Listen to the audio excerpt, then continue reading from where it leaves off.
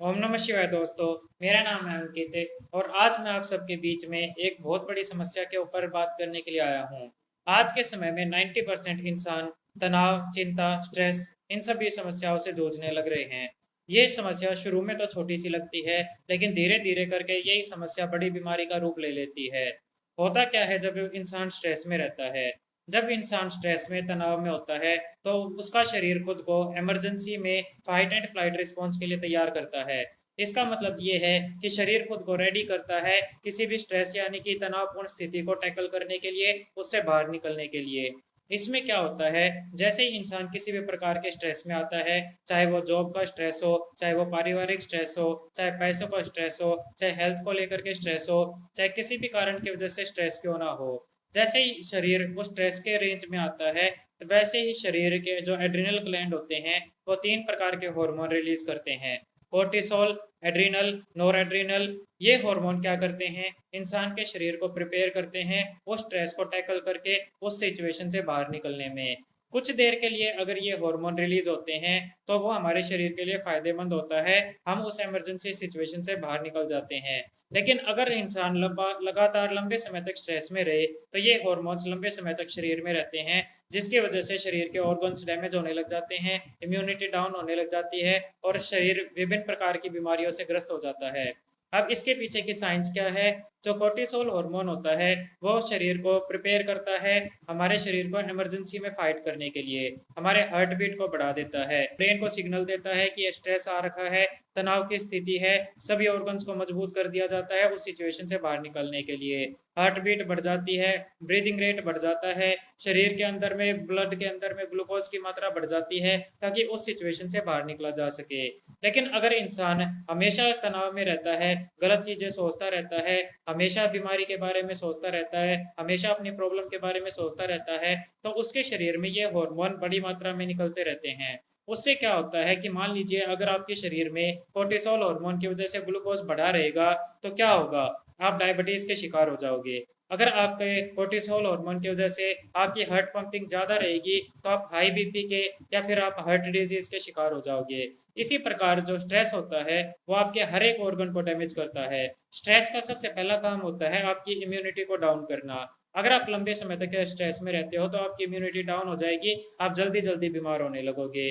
दूसरा काम करेगा, आपको डिप्रेशन में पहुंचा देगा। उसके बाद जब स्ट्रेस रहता है तो स्ट्रेस धीरे धीरे करके आपके शरीर को अंदर से ही खाने लग जाता है, आपके ब्रेन को डैमेज कर देगा, आपके फेफड़ों को कमजोर बना देगा, किडनी को कमजोर बना देगा, लीवर को, डाइजेशन को कमजोर बना देगा। आप कुछ भी खाओगे पियोगे तो वो पचेगा नहीं, वो डाइजेस्ट नहीं होगा, आपको गैस बनने लगेगी, एसिडिटी बनने लगेगी, आपको आईबीएस का शिकार हो जाओगे। उसके साथ में kidney failure, liver failure, cancer जैसी बीमारियां भी स्ट्रेस की वजह से हो सकती हैं। मैं जानता हूं अभी आप ये सोच रहे होगे कि एक इंसान को जिसको स्ट्रेस है उसको इतनी सारी बीमारियां तो होती नहीं। हर इंसान का शरीर अलग अलग होता है, हर इंसान के शरीर का टॉलरेशन लेवल अलग अलग होता है। किसी शरीर इंसान के शरीर में अगर लीवर कमजोर है तो स्ट्रेस की वजह से उसको लीवर की बीमारी पहले होगी। अगर किसी इंसान के शरीर में पैनक्रियाज कमजोर है तो स्ट्रेस की वजह से उसको डायबिटीज की बीमारी पहले होगी। जिस इंसान के शरीर में जौन सा ऑर्गन कमजोर होता है किसी भी वजह से, चाहे वो खान पान की वजह से ऑर्गन कमजोर रह गया हो, या जेनेटिकली वो ऑर्गन कमजोर रह गया हो, या फिर अपनी टेंशन की वजह से, स्ट्रेस की वजह से उस ऑर्गन के ऊपर ज्यादा इफेक्ट आ गया हो, जिस इंसान के अंदर में जौन से ऑर्गन में थोड़ी सी भी वीकनेस होगी, स्ट्रेस उस ऑर्गन को सबसे पहले डैमेज करेगा और उस इंसान को उस बीमारी का शिकार बना देगा। तो मेरी आप सबसे केवल इतनी सी रिक्वेस्ट रहती है कि भी किसी भी इंसान को लंबे समय तक स्ट्रेस में नहीं रहना चाहिए। चिंता चिता के समान होती है, आपको चिंता की जगह पे चिंतन करना चाहिए। यानी कि अगर आपकी लाइफ में कोई प्रॉब्लम आ गई है तो आप आराम से बैठिए, आराम से बैठकर उस विषय के बारे में सोचिए और उस विषय के बारे में अध्ययन कीजिए। आप सोचोगे कि इस चिंता से कैसे बाहर निकला जाए और फिर उस काम के ऊपर एक्ट करोगे। यानी कि आपने चिंतन किया और अपनी प्रॉब्लम का सॉल्यूशन निकाला और उस सॉल्यूशन के ऊपर काम करना चालू कर दिया, तो आप उस स्ट्रेस की सिचुएशन से बाहर निकल आओगे, आपका शरीर भी स्वस्थ रहेगा और आप देखोगे कि आप बहुत जल्दी और बहुत अच्छे से कामयाब होते चले जाओगे। लेकिन अगर आपने चिंतन करने की जगह पे चिंता करी, उस समस्या को लेकर बैठे रह गए, तो ना केवल आप अपने समय को बर्बाद करोगे, आप अपने शरीर को भी खत्म कर दोगे। अब इसके बाद मैं जानता हूं आप में से बहुत लोग ये जानना चाहते हैं कि किस प्रकार हम स्ट्रेस से बाहर निकल सकते हैं, किस प्रकार अगर कोई भयंकर स्ट्रेस आ रखा है तो हम ऐसा क्या करें कि हम उस स्ट्रेस स्ट्रेस को टैकल करके फिर से हेल्दी हो जाएं। या अगर कोई इंसान डिप्रेशन का शिकार हो चुका है, स्ट्रेस का शिकार हो चुका है, तो क्या करना चाहिए? सबसे पहले नंबर पे कुछ औषधियां हैं जो इस प्रकार की समस्या से बाहर निकलने में सहायता करती हैं। लेकिन औषधियों से ज्यादा जरूरी होता है अपने आप को मोटिवेट करना और अब मैं जो बात बताने वाला हूँ उस बात पर अमल करना।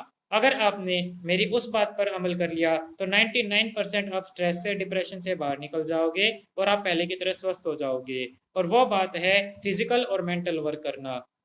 यानी कि अगर आप स्ट्रेस में आ गए हो तो आपको अपने शरीर को भी थकाना चाहिए, साथ में आपको अपने ब्रेन को भी थकाना चाहिए वर्क करके।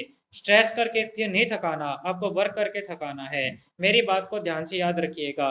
बहुत से लोग ये कहते हैं कि केवल फिजिकल वर्क करने से स्ट्रेस से बाहर निकल जाएंगे। ऐसा नहीं होता है। फिजिकल वर्क, मान लीजिए घर की कोई महिला है, वो फिजिकल वर्क करने लग रही है, या कोई बॉडी बिल्डर है, वो फिजिकल वर्क करने लग रहा होता है। बहुत से काम ऐसे होते हैं कि हमारा शरीर उसके आदी हो चुका होता है, हम आंख बंद करके भी वो काम कर सकते हैं।